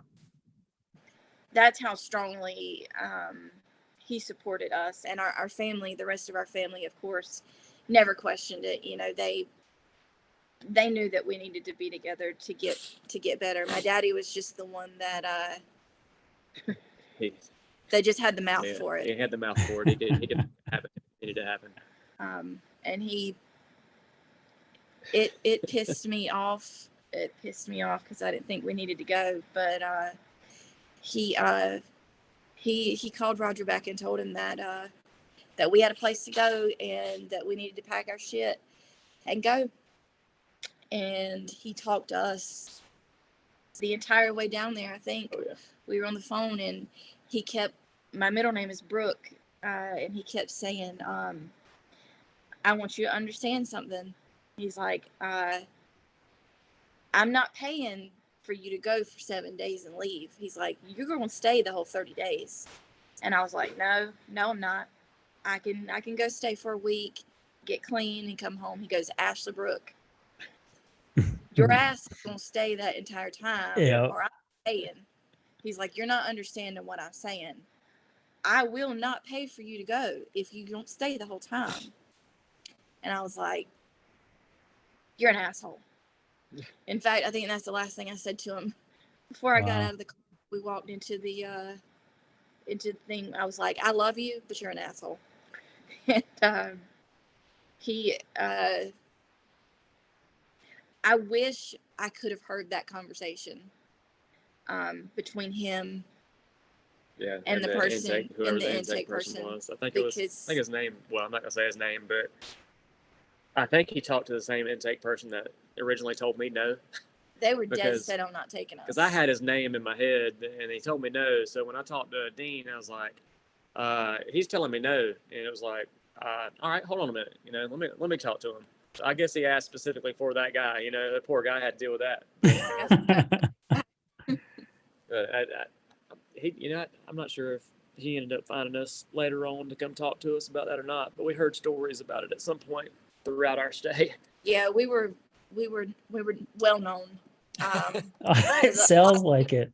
We're not a lot of, especially some of the staff are like, how are y'all here together? Like, you're married, and you know, we were 2 months shy of our 10-year wedding anniversary when we entered rehab. So we weren't like a newlywed, just been married. We'd been married for almost 10 years. So it was an experience going to rehab as a married couple. Yeah. Can I bring up a memory that you mentioned in when we met with you last? You talked about a passing where your husband had passed and he was just not him, and you were freaking out because help me I out. remember that. I remember that conversation. It was like in a hall, and you could just see like he was dazed and not really knowing where he was at, or if he even really knew you, right? Yeah, I that want to was ask your side. Yeah. What was it like for you in that moment? is like I can tell you bits and pieces, but there's a lot of that I don't even remember at all. They had drugged me up so much with so much stuff that like I remember a little flash of her looking at me like something was wrong. I remember at some point sitting in a chair, and my thing when I was going through withdrawals, I get it's like seizure activity. It's not a seizure because I'm awake, Like I'm spasms. conscious, but it's like muscle spasms to the extent of a seizure almost. Like, and I remember sitting in a chair at one point and tensing up and hitting chairs and being mad as shit. And but yeah, that at that point in the hallway, I think I was already 6 hours into withdrawal. I'm not even sure if they had given me the Subutex at that point yet, because time didn't mean anything at that point. He went through withdrawals for about 12, At least. for at least 12 hours straight of just muscle Wow. spasms, Yeah. sweating, just, we had, Just the worst part of the withdrawal for those 12 hours, I guess. and I had mentioned in our last interview that the doctor sat down with the two of us after we kind of came to after our first couple of days there, and was like, you guys probably should have been under sedated detox because of how violent our withdrawals were. I clearly remember everything for some reason. But Everything. her withdrawals didn't hit until mine, not necessarily ended, but I was towards the end of mine. And I blame my metabolism for a lot, because even needing stuff when we were in addiction, I would need stuff a lot sooner than anybody probably normally would, because it goes through my system like that. It's unreal. So by midnight of the check-in, I was like jittery and cold hot and starting to feel that. And I don't think I saw her that during that period that y'all were talking about until like 6 o'clock that morning or something like that. Yeah, that's when we. So I'd gone through a lot up until then. Hmm. And yeah, I know she mentions that was a big turning point for her, as far as knowing that we needed to be there. And looking back at it, like I said, I can remember bits and pieces of what I went through. I can remember hallucinating a lot. It's weird because she talks about some of her hallucinations when we talk about it. For some reason in my head, I time was a big thing in my head, because I didn't know how long I'd been going through it. I didn't know how long I was going to keep going through it. And I was literally laying in one of those beds at one point, seeing clocks. Like, it was, my roommate actually had to tell me stories about it the next day. Like, it freaked him out. Like, I was up, I remember getting up and trying to grab one of them, and him like asking me what the hell I was doing, because there wasn't anything sitting there. Like, I went over to the shelf to grab the clock that I was looking at, trying to figure out what time it was, and there was not a clock there. But You had a clock like the next day though. Didn't, oh yeah, I got somebody sent him a clock. Yeah, somebody sent me a clock. But yeah, that was like the withdrawals that we're always scared to go through, and the withdrawals that keep us using. I knew it was going to be bad, but I wasn't ready at all. Like, in my head, it was like, okay, this is a medicated detox. It's going to help because it's a medicated detox. And just like the doctors had told us, like, that they weren't ready for that. Their medicated detox, obviously people go through their cold, hot sweats, whatever it is. And, but I remember they had given both of us so much of whatever this shot was that was supposed to just knock you the hell out. And I was walking the halls. Like, I shouldn't even have been. He shouldn't have been walking. And obviously I had to be told that later. I don't remember any of that. But, I watched a male nurse carry him back to his bedroom. Yeah, he ended up being a good friend of ours. Yeah, he was like the best nurse there. But yeah, a few days into it, when things calmed down, he told me a lot about it. And I just looked at him like he was stupid, because I didn't have a clue what he was talking about. Yeah. But it apparently was extremely violent. for me and her, this is an important part on my end. And I think she might talk about it a little bit when she explains things, but she's number one to me. She is my priority. She always has been. She always will be. I don't even know how to explain how much that actually even really means to me. However, in those detox rooms, going through that, I can remember knowing at one point that she was probably going through what I was going through, and I didn't care. I just wanted it to end. If they would have opened the doors for me to get out and walk in traffic, I would have ended it then and not given two shits about anybody else. And looking back and knowing how I felt then and being so pitiful that I literally didn't even care about the person that I put before everything. If that alone doesn't keep me sober for the rest of my life, I don't know what will. Yeah. Because that was just, it was almost embarrassing to myself that I felt that way. Because I remember laying there unable to even do anything, even towards the end of the period of withdrawals where it was so bad and I was actually able to move. I knew that she was going through it and I didn't care. I laid in bed and I just wanted it to end. And I'm never going back to that.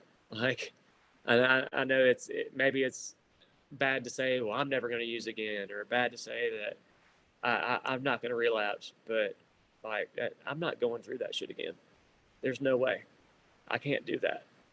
And that's fine with me. I don't need somebody to tell me that, oh, well, don't jinx it, because you never know.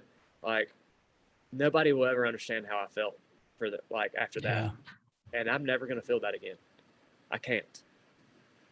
And that I was can imagine. the whole codependent thing is where that comes in, because that being a problem. Oh God. I felt the same way he did. I didn't care how he felt, and we have as cliche as it is, we have a really close, special relationship, the two of us. And he's first before everything, before my children. That he's my everything. He always will be. And when I saw him in that hallway, and that realization just hit me that there was a wedge or something that had entered our little bubble, is what made me realize that there was a problem, because I was putting something else before him. There was something else in my life that was taking precedence over him. And that, I know, probably sounds so cliche, but that broke my heart, because nothing comes before him. And when it hit me that, for the past eight-ish years that I had been putting something else before him, it shattered me. It broke me. It made me realize that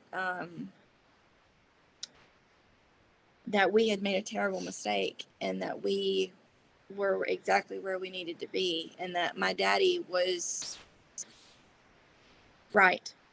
Yeah. I know you just heard me say that. You were right. That he was right, that we did deserve to be there, and we weren't any better than those people that were there. That we were exactly where we needed to be, and we needed to be there the entire time, because it was so much more than just getting a drug out of our system. It was learning how to cope and basically live again, learn how to live all over again. And it was just, that was why it was so important for us to be together, because there, again, with the cliche, we're always going to be together. We just are. We're one. And I would not have been able to get clean and sober and recover without him, because when I come home, I'm coming home with him. And when I live my day-to-day life, I'm living it with him.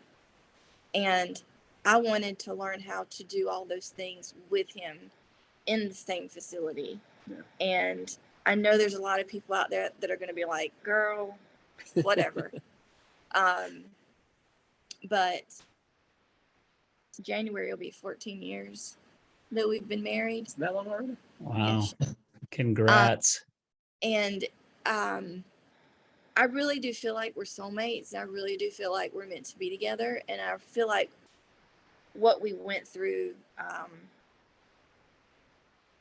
those 8 years of addiction taught us that there's nothing that we can't get through. We can't conquer together. To include having to deal with bitch ass people at rehab, and the facility that didn't think that we should have been there, because there was a lot of people that were totally against a couple being there. Yeah. And I understand that, because I get it. It's unorthodox. We're very weird. Our story is very out of the box, but we knew what worked for us, and we knew what it was going to take for us to get better. And there wasn't, I mean, to be honest, nobody could have told us any different. Mm-hmm. There was no point during our stay that anybody said anything that made me think, speaking for myself, well, maybe I should be here by myself, or maybe him and I shouldn't go to the same class together. Nothing. I never doubted that. And there was no doubt that what we were doing was the right thing. Yeah, it was definitely hard for them to accept that, even as adamant as we were. I know we were a complete pain in the ass to them just as much as they were to us. Yeah. That they made us, when we were leaving detox and going to the actual rehab, they were talking about us having to have separate counselors and separate classes, and we were pissed, like mad as hell. Which, in turn, it didn't end up being as bad as we thought. We always thought the worst. We always thought, they're going to separate us. We're not going to get to see each other. We're not going to get to learn anything together. And that's what we were most concerned about was, we are each other's strength. We want to learn how to help each other. And they were not concerned with that at all. But I think you have to help yourself first before you can help somebody else. Yeah, exactly. That's the only thing they would ever preach. And I really feel like we changed some minds while we were there. Because, we did, like they said, for the most part, we bucked it a little bit, but, we had our separate classes that we had to do, but we also made it work where we had our classes that we went together. And there wasn't a whole lot they could do about it, because that's just the way the classes fell. But they knew we worked that out. And we were very respectful of the rules. Yeah. We didn't know PDA. We didn't hold hands. We didn't, just to be there as a married couple and to see, I'm sure, lots of hookups and stuff like that happen in rehab. Rehabs. We weren't there for that. We honest to God, were there to get better together. Yeah. And I think once the staff started to see that, they kind of loosened the reins a little bit. Yeah. And like he said, when it was time for us to leave, we had quite a few people come up to us and there were apologies for the way some of them acted. A lot of them, just told us that it was almost like a humbling experience, I guess, for a lot of them, because, I guess most of the couples they run into there, they either meet there, or even if they met before going there, they end up being a problem because they're just wanting to go off somewhere and be together. Yeah. And we weren't like that. That's not why we were there. I mean, granted, I would have loved to have just spent some time with her and not had to deal with the bullshit we had to deal with and all these classes and all that. But we worked it out the way we worked it out, and it worked for us. And they saw that we made it work for us, and they saw that they could trust us around the halls and all this other weird shit that they couldn't trust with other people. And it ended up working out towards the end. And in fact, we talk about it a lot. When we originally started finishing the rehab, we wanted to go back and speak and do that together, and we haven't had a chance to do that yet. And I think we're still looking forward to getting a chance to go up there and speak together. I think that was a big deal for them to ask us to go back and speak together, not as I came here, but as we came here. Yeah. So that's definitely something we're looking forward to, because there's a few people I'd just like to look at and be like, Nah, nah, nah, nah, nah, nah. Yeah. there's Well, definitely some people. I was going to say, it's one of those moments in their eyes. It's, how many people have cried wolf, how many times in this establishment? I mean, you two are no different. You're going to have to prove yourself to me. That's exactly how it was. I mean, also my thought along the lines of, I've never been to AA or rehab, but in AA, don't they teach like to not get a partner or a spouse or something like that right away? Because they deter frown you. against it. It's like all of that in a box that they're used to seeing. And then you two come in and they're like, we've seen this before, but to blow them away, it's amazing. That's why I think it would be cool for you guys to go and speak. So my wife and I got goosebumps when you said that, for sure. Yeah. My wife and I, we've spoken to, I think, 3 recovery centers where we've shared our story. So she shared her story of addiction and I shared my story of being on the other side of addiction. And we get a really great response of people coming up, because people come up to us after the talk. I don't know how many times people have come up to me and go, I had no clue I was putting my family through this shit, and it's because they're so focused on the addiction and they think that their only harm that they're doing is to themselves, no one else. Right. They don't see it, and just for them, I've even when I share in our talks, my wife and I, we got married in 2009. We were together 3 years before then. And I'm like, 2009, we got married and our whole world turned to shit, and usually people chuckle and they laugh about it, but I'm like, now here's why. And to see how we've battled through it. She just she had a lapse. She did have one lapse during this, but basically her sponsor said, you look at it how you want to look at it. And so she considers herself she just hit 19 months sober on the 9th of July, and she's still working hard at it. But I tip my hat off to you guys. Was there something you was going to say, Roger? I was going to say, I like what you just said about her sponsor told her to look at it how she wanted to. Because, it's those days and those months and those years mean a lot to a lot of people. And just because you make a mistake, like it doesn't take it away. I made a mistake. I got to start from number 1. Screw it. I'll just go back to it. Like it's not, let it go, get back to living your life and live it sober. Like don't let that mistake ruin you. And that's a big deal in my eyes.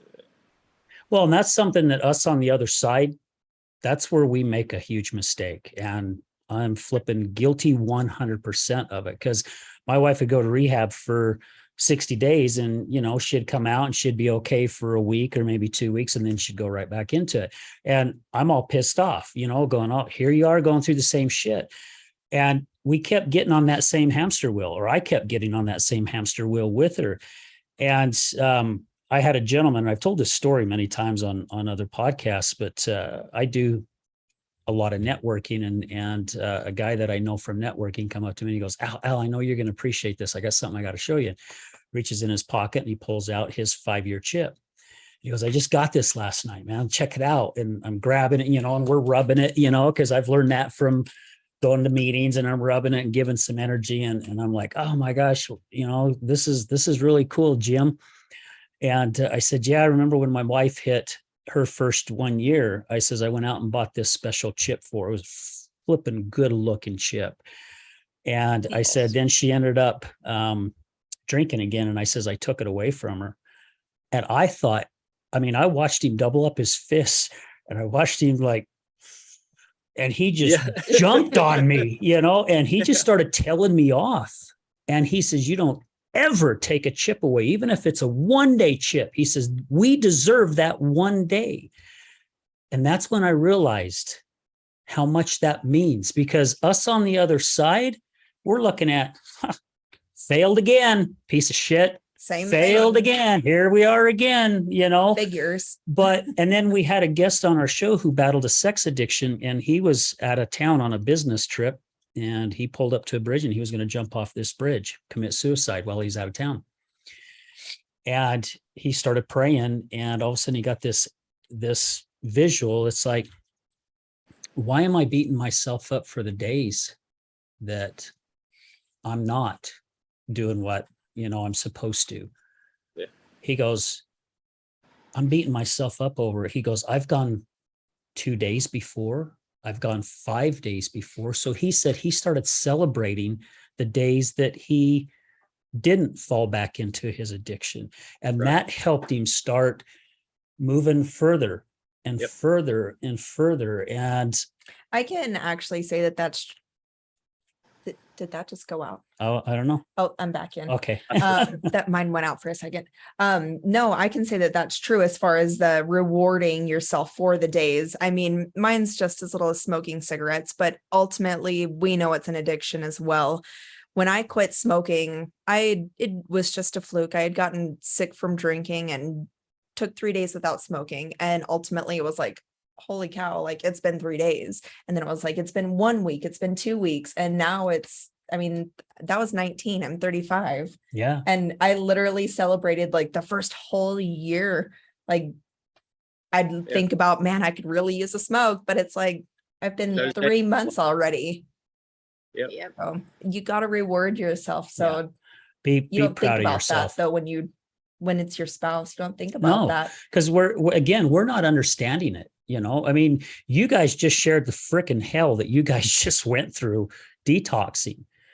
For someone like myself, all I can do is like picture it in my mind. I'm not feeling it. I'm not going through it.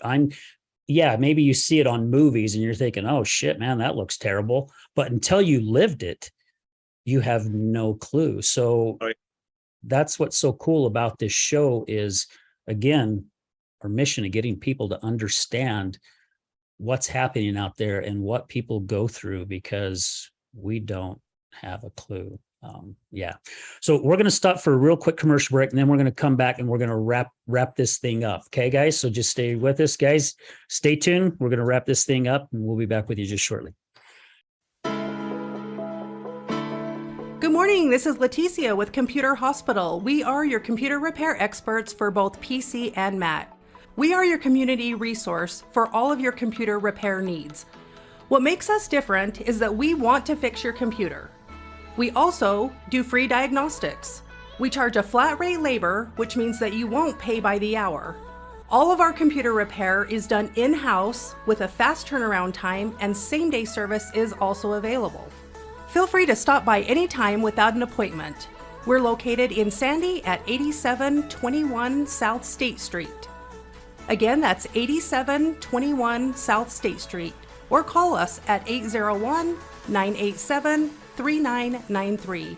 Again, that's 801-987-3993. This is Leticia with Computer Hospital, and we look forward to seeing you soon.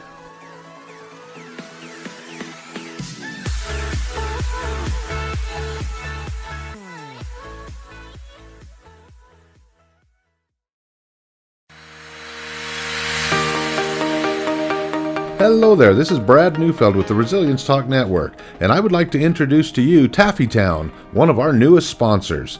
Let me introduce you to Derek. Hi, I'm Derek from Taffytown. We're proud sponsors of the Other Side of Addiction podcast. Taffytown is a family-owned and operated business still operating in the Salt Lake City area for over 100 years. We manufacture some of America's best saltwater taffy. What makes Taffytown stand out from all of the others? We have a unique recipe, a whipped-style recipe that incorporates egg whites, evaporated milk, real sea salt. It's a unique product that is flavorful, melts in your mouth, and the best part is we probably have a flavor for anyone's liking, a flavor for any reason, for any season. We have unique flavors like chicken and waffles, maple bacon, frosted cupcake. New this year was a pineapple ghost pepper flavor. That's awesome. Where can people find out more about Taffytown and all of its products? You can check all of this stuff out. All of our products are available for sale on taffytown.com. We ship for free from our website, so all of our pricing on there is shipping included. Oftentimes we offer special promotions and discounts to our loyal customers, so do be sure to sign up for an account, and we look forward to seeing what we can do to make you smile with our taffy. Where are you located? We are currently located at 9813 South Prosperity Road in West Jordan, Utah, just at the foothills of the Copper Canyon mine. Derek, taffy has always been a great gift to give. What are some of the creative ways Taffytown can help say thank you to others? Yeah, if you're looking for gift ideas, whether to say thank you to friends or family, or maybe to your clients after such a difficult or successful year that you've had, you could look no further than to get a gift idea from taffytown.com. We offer pre-packaged gift boxes that say that it's saltwater taffy from the city of the Great Salt Lake, and it tells a little bit about the history of our community and making candy for so long. You can also do customized gifts to pick out just the right flavors or colors of candy for that special someone, and deliver even a personalized message in that box to them. So please feel free to check out taffytown.com for any gift ideas this season. Thank you so much, Derek. Please visit taffytown.com. That's taffytown.com to find out more about the products and services that Taffytown offers. You won't be disappointed.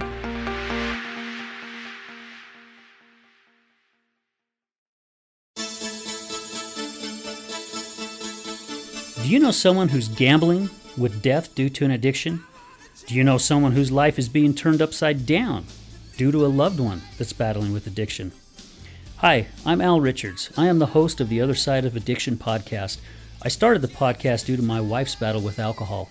Let's just say I became addicted to her addiction. Our podcast is helping people understand a little more about those who have battled addiction and those who are hurting from their addiction. Through raw vulnerability, we share stories that help uncover the root causes of addiction. Shame felt on both sides, matter of the conscious and subconscious mind, continued beliefs, and often confusing paths of recovery. We collaborate with real people and their stories, as well as licensed professionals, to help our audience gain a better understanding of addiction.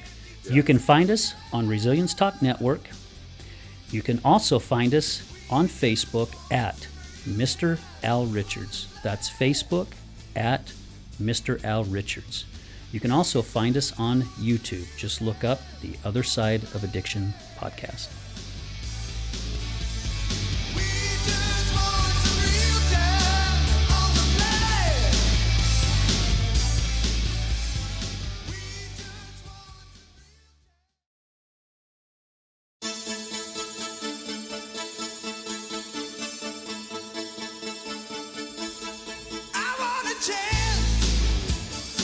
Hey everyone, welcome back to the Other Side of Addiction.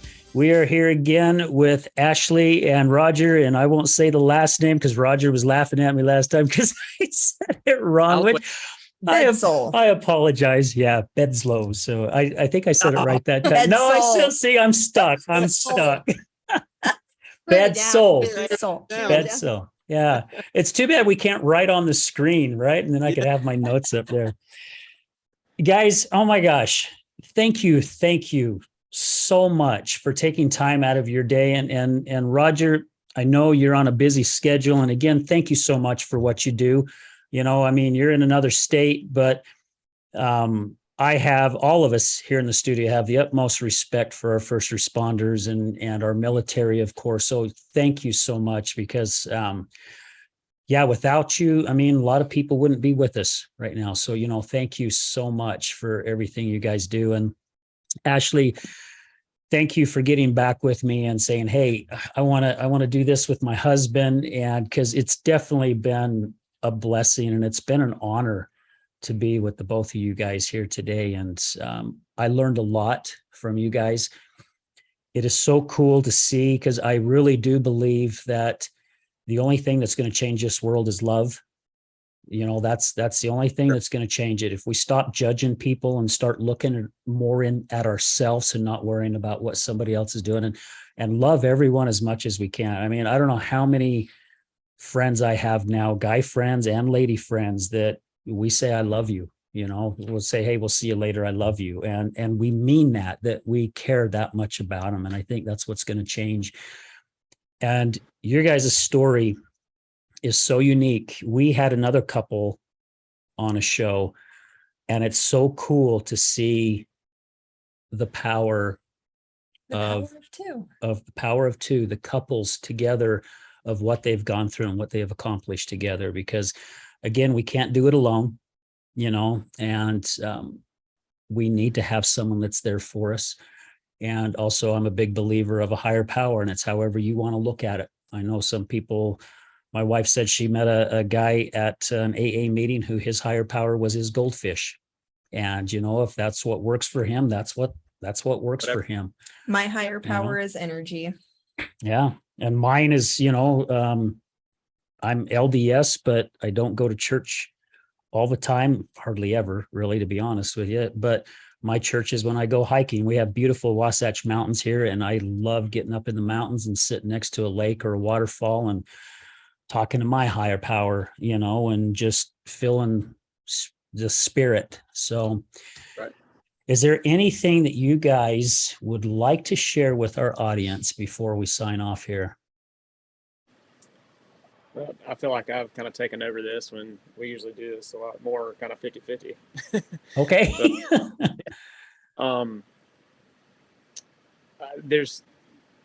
We've told a lot, but there's so much more detail to the story.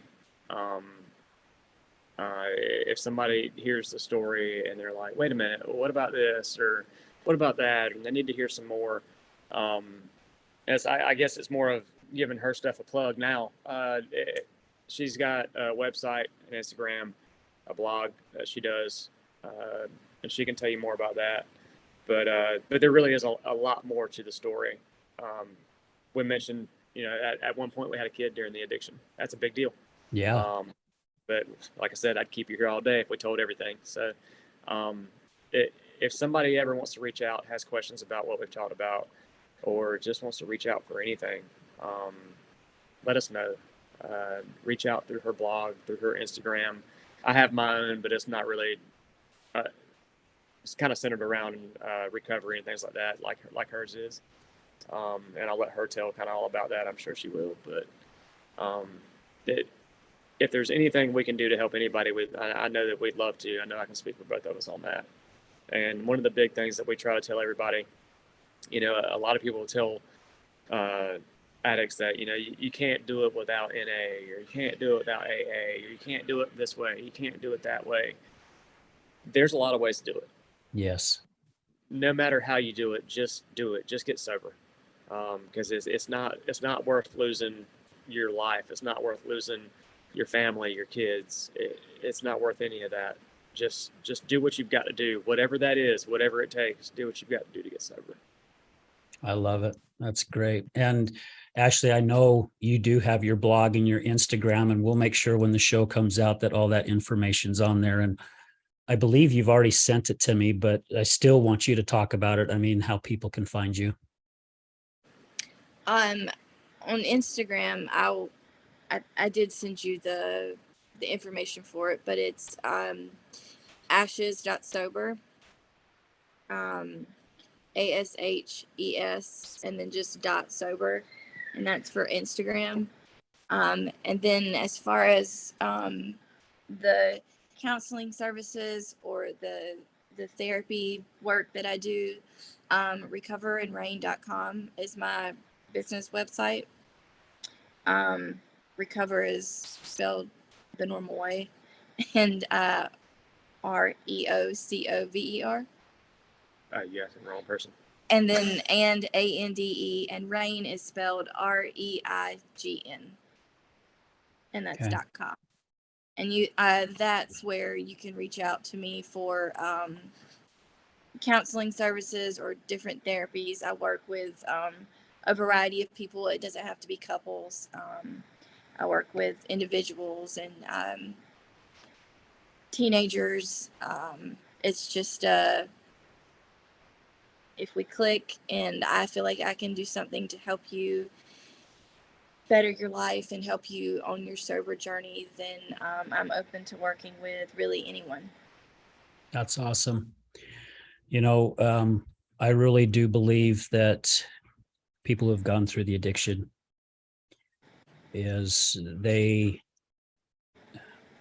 how do I word this? I believe they're meant to go through what they have gone through so they can be there for others and to help serve others, because a lot of people that I know now in the recovery center, what they're doing to be out there to help others understand what they're going through, and they get it because they've lived it. But I think it's along those same lines, just great to even find the higher power as well. Mhm. I mean, whatever higher power you want to call that. Yep. I'm thinking of my sister specifically. It's like I've always had my intuition and my little thing along my whole life. I don't know how I gained it or whatever, but my little sense, like my sister always looks at me and she's like, I don't have that. She now has it because of what she went through and going to recovery and things like that. She understands what I would tell her, which before it was like, you're crazy. But now she's on my crazy journey with me because she gets it. Yeah. Yep. Yeah. Well, and to me, again, I believe people who have battled through addiction, they're a blessing. And that's just how I look at it. People may think I'm crazy, but that's how I see it, because a lot of us have gone through a lot of bad things in our lives. But those that have gone and come out being resilient, that's why we're on Resilience Talk Network. It's because they've stepped up to the plate and gone, hey, look. And I think, Roger, you said it earlier. You and Ashley could probably go through anything. I mean, seriously, what you guys have gone through, and you're still there and you still have that love and that connection. Man, I mean, that's amazing, because a lot of people would have thrown in the towel really, really quick, So again, it's just a blessing and an honor. And that's what I like also about our shows. We don't have a time strength. We want people to tell their story. And like you said, we probably could have sat here for another 2-3 hours, which would have been cool, which would have been great to hear more of it. But hopefully here down the road, have an opportunity to have you guys back on and just see where life's at. I'm working on starting my speaking career. Who knows? Maybe one day I might be in North Carolina and be close to you and be able to come out and say hello. I mean, yeah, you never flipping know what could happen, so yeah.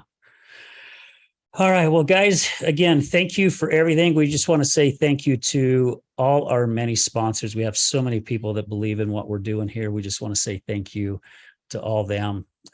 Also, Matter Behavioral Health for your platinum sponsorship, guys. Thank you, Brad, Resilience Talk Network, all our listeners, everybody that's gone on to our YouTube channel and all the other channels, and subscribe. And when you guys see a story, especially, all our podcasts are good in my eyes. So I'm a little biased, but I think they're all great. But when you see a story like this, guys, even if you know someone or even if you don't, share it with one person. That's all we ask. Just share it with one individual, because you never know, like with the story today that Ashley and Roger shared with us, hearing their story just might save someone's life, So please share, please like, please subscribe. Help us build this thing to get it out there. We're doing it to get people to understand more about what's happening out there in the world. And you get people like Ashley and Roger who are vulnerable and come out and share their story, share a time of their life that they're not proud of, but they battled through it and they made it happen. So guys, please share. We're going to end the show as we do every single week. Remember, addiction is giving up everything for one thing, and recovery is giving up one thing for everything. We're out.